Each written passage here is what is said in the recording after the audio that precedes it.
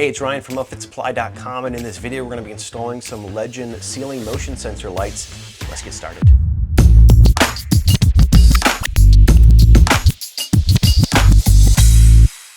All right, what I love about this lighting system is it is completely plug and play. There's not really any sophisticated wiring, splicing, crimping, figuring out wiring runs and all of that. It's really simple. You're gonna have your motion sensor lights like this. It has a little motion sensor right here. It's just a little harness right there. Then it's all plug and play components from there. So we got our little extensions here that are just have harness clips on each side. You're gonna have little T's for adding multiple lights. And then the only really wiring you have to do is connecting to your power source. It's a fused connection. You're gonna go into a positive pole somewhere, and then you're also gonna wanna ground somewhere as well. So it's really simple. Now in this video, we're actually gonna be doing kind of a non-standard installation. We're gonna be wiring in a switch with this. Now traditionally, you're just gonna connect to the battery, everything lines up because it's motion sensor. Basically when there's no activity in the van, they're gonna shut off and not draw power from the battery. Now, we've got a couple other videos that show you how to do that standard installation. We have one for the Ram ProMaster and the GMC Savannah. So if you're interested in just your typical standard installation of these lights, be sure to check out this video or those videos. In this video, we're gonna be doing a non-standard installation. We're actually gonna be wiring in a switch, and I've got a couple of components here to show you on what we're gonna be using. So obviously we have some additional wiring here. This uses 14 gauge wire, so we're gonna match that. And then we're gonna have just two little automotive, they're kind of standard automotive 2-pin connectors. It's the same that Legend uses, so we can integrate into their harnesses without having to cut their wiring or anything like that. These just have little pigtails on the end. And we also have similarly a switch. This is a lighted switch, so there's two power or two positive wires going into that because there's a little light that illuminates. And then, there's a negative that illuminates that light. And then finally, we do have some little butt splice connectors here for the appropriate gauge. And then we also have a little wire tap here so we can go into some positive or tap into some wiring in the van. And then of course, some wire strippers, a little crimping tool that we're gonna need for crimping our butt splices. Now, in the Ford Transit, the battery's right up here underneath the passenger or the driver's seat. So if you're doing your typical standard installation or you want to put a switch up here, you could tie into this battery pretty easily. There's positive posts and all of that you can tie into. What we're actually going to do in this Ford Transit is there's a factory switch right here for our factory lighting. So I hit the switch, turns the lights on and off. We're actually going to put our switch back here as well for the motion sensor lights, so we can toggle those on and off, kill the power to those when we're going to be storing the van or maybe going on a long trip. We don't want those to trigger the lights and drain the battery while we're not using the van. So we're actually putting it on this side because there is our 12 volt cigarette lighter over here on the passenger side. So we're actually going to tie into our positive source over there, and then we're just going to ground on the frame somewhere. And then we're going to put in our switch, actually put it in right this hole that already exists right here. Might have to expand it a little bit to fit in our switch, and we'll put that right there. So again, this is not going to be your typical installation. It's going to be more complex, more advanced. If you want that standard installation, check out some of our other videos that show you how to just connect to the battery and get going. So we're going to spend a little bit of time on attaching our switch, then do the rest of our planning for the lighting. We're actually putting in some ceiling liners, so we're going to attach our lights to those. But we do have some brackets that will just show you how you can attach the lights if you don't have ceiling liners. So let's get started here on attaching to our power source. So just a quick overview on how we're going to be running our wiring here is we do have our factory power source connection here. It's a fused connection. We're going to attach to our power source right here, typical fuse. We're going to go all the way through to this connector here, and then we're going to use one of our connectors with just open wiring on the edge.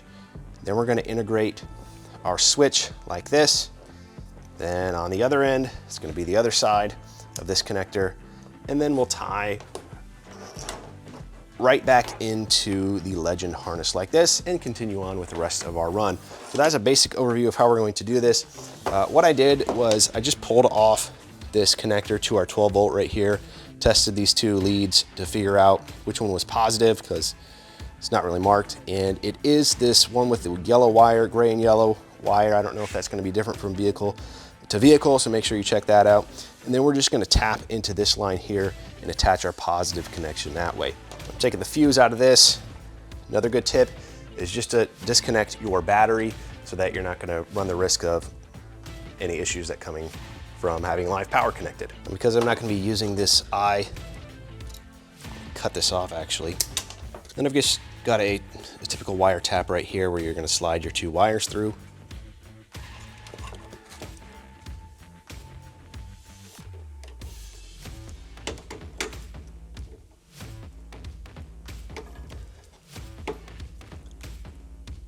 Now before I continue any further, I'm actually going to reconnect the battery and just test this out, make sure I have a good solid connection here with my positive. Okay, we do have light. One thing I am noticing is that this does have a, is connected to the computer somehow and turns power on and off, so that might be an issue, and we may find a different power source somewhere else to tie into. But for now, this is working pretty well. So we'll go ahead and disconnect that battery again. Now for our placement, I do need to expand this hole just a little bit so we can fit our switch.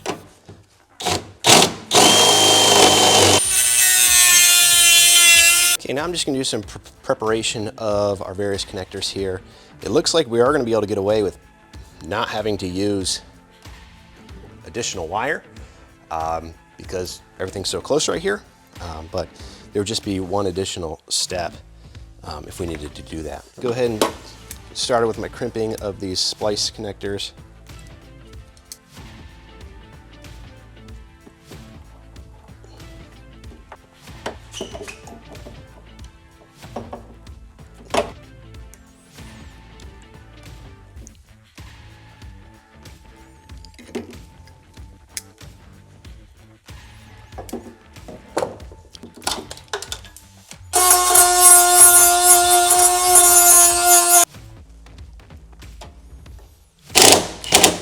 Okay, now that we have everything attached, we'll go ahead and do another test.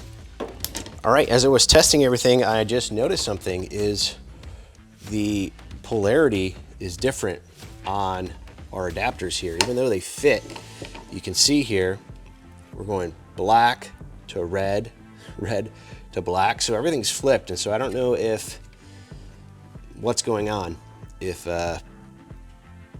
these are manufactured in Europe, if they run these differently over there or what, but we're basically gonna have to relabel this and recrimp everything together to get all of our polarity straight. So I'm gonna pull out this fuse and start over. Okay, now that we have all of our polarity correct, we're just gonna run this test again, plug in our light, got our fuse in here, turn on our switch, and that works. So nice thing about this is it does illuminate when it is active, because once the lights turn off from no motion, it's hard to tell if they're on or not. So we have a nice illuminated switch here to let us know. So that's working good. We can move on with the rest of our installation. Now the rest of this installation is going to be basically the same if you're doing a standard install as opposed to putting it on a switch. Okay, now we're gonna plan where our lights are gonna go on the ceiling. If you read the installation instructions, they say for a 3-light setup, which is what we're doing, is to take a measurement of your ceiling and divide that by 6. So I'm just gonna take a measurement of our ceiling area. I'm gonna use the floor just for the sake of gravity. And I'm getting a measurement of 120. We're gonna have a partition in here, so it's gonna be about 120 inches from threshold to partition. Also a nice round number, divide that by 6, we're only gonna get 20. And so now you take that number and either starting here at the front or the rear, we're gonna take 20 from that location or from the back. That's where our first light's gonna go. Then we're gonna take 2 times that measurement, so in our case, 40 inches, second light. This puts it centered in the van. So 20 plus 40 is 60, that's half of 120. So that's our center light. Do another 40 right here, put us right here, and then we're gonna have a remaining 20 up towards the front. So I'm just gonna take those measurements. I'm gonna mark over here on one of these sides with a Sharpie on where that's gonna go, because we're actually gonna be installing this on our ceiling liner, so we need to get those in first. But I just wanna get all of our wiring set up so that it's good to go once we set up that ceiling liner.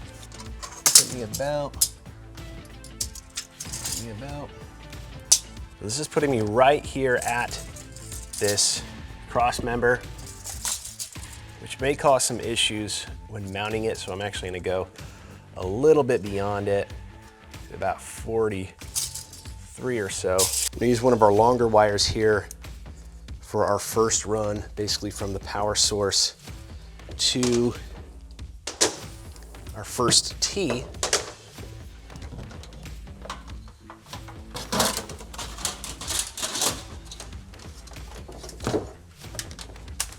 Once I have everything off, I'm gonna go ahead and connect this. Right here for my first light in the back, I'm gonna use my tee. It's just gonna go out to our light here and then another run down to our second light. So just a recap of how this wiring is going, I have one run here from my power source, our switch, could be the fuse if you're doing a standard install, comes out here to a T. One T is gonna go out, or one wire is gonna go out to our light here. One's gonna go to our next T, which is gonna be here. Gonna go out to another light right here, and then our final long run is gonna come all the way out here to our third and final light. Now I'm just gonna attach all the lights so I could test and make sure everything's well connected and working before I put in our ceiling liners. If I did everything right, when I turn the switch on, all 3 should turn on. All right, so next we're gonna put in our ceiling liners and then we'll put in our holes and attach. Okay, now that we have our ceiling liners installed, we're gonna go ahead and make our marks on the ceiling where we need to cut out a portion for our ceiling lights, and then we'll install them. So I do have my mark still over here on the wall on where I need to bring that out. Basically, I wanna find that center point on the liner so these lights are centered 59¼ inch. So we do half of that, we're at 30 inches basically to the center point. Now if you got a hole saw, you could use that and be pretty simple. It's 4¾ inch in diameter. However, I wouldn't recommend doing that if this is already installed. In that case, you'll take your measurements outside of the van, put your holes in before you install those ceiling liners. Otherwise, you can use a little template like this and cut them out. I like to do it once the liners are in place, just because I've always done it like that. Just tracing circle that we're gonna cut out. I always like to put a fresh blade on this because anytime you're going into the liner, it just takes a lot of the heartache out of cutting these. And one tip with cutting the liner this way is actually to use kind of like a sawing motion, cut through everything at once. You know, if you're just cutting a straight piece off of a liner and it's not mounted, it's easier to just do one layer of that plastic first, kind of bend it away so you got some scoring there, and go through that second layer. If you're going like this, you almost have to use the sawing motion to get through everything.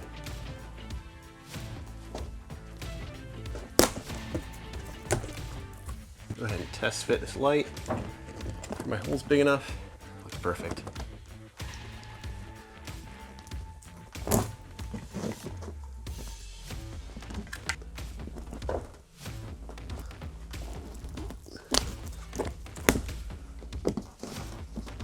Perfect. Now, if you aren't going to be mounting your ceiling lights to your ceiling liner, you can actually buy these little brackets that Legend makes for just attaching it, to one of these cross members in the ceiling. Comes with 6 screws to attach the bracket to the mount, and then you're going to use the screws that come with the light to mount it to this. And there's a lot of different orientations. I think there's a few different holes right here, but you're going to use the screws that come with the light itself to attach it to the bracket. So this is pretty easy. When you buy these, they come as a kit of 1. So if you need a 3 light kit, you're going to need 3 of them, and so on. So this is an option in case you don't have ceiling liners or you don't want to mount them to the ceiling liners, whatever it may be. I'm going to go ahead and fish our wiring through.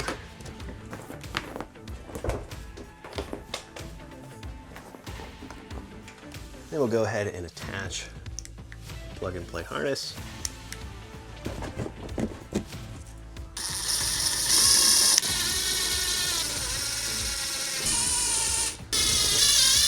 All right, then we'll go ahead and give it a test here with our switch.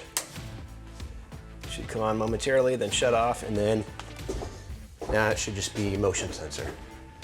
And if we want to kill it, let's hit our switch, and it's gone. So that just about does it for the installation of these ceiling lights. We're of course going to clean up our wiring here. We're going to put in our sills and tuck the wiring behind those aluminum sills we're about to install. If you're interested in these ceiling liners or wall liners or any of the equipment for your van or truck, be sure to check us out, upfitsupply.com. We've got what you need. Okay, my name is Ryan. Have a good one.